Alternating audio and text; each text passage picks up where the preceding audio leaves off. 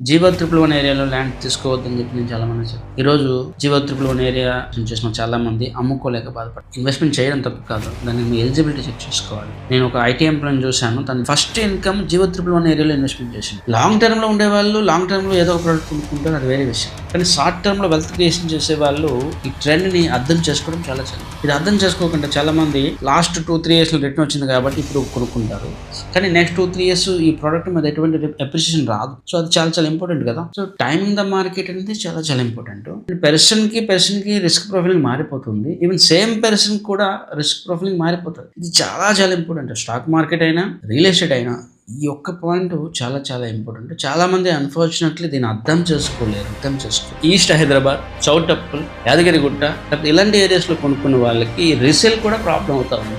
అలాంటి వాళ్ళు లోన్లో తీసుకుంటే వాళ్ళకి లాసే కదా. అంటే ఒకప్పుడు లోన్లో మీరు ప్లాట్ తీసుకుంటే కరెక్ట్, ఇప్పుడు లోన్లో ప్లాట్ తీసుకోవడం కరెక్ట్ కాదు. You understand that? Hi all, 2026 మనం రియల్ ఎస్టేట్ సంబంధించి ఒక మంచి వీడియోతో రాబోతా ఉన్నాము.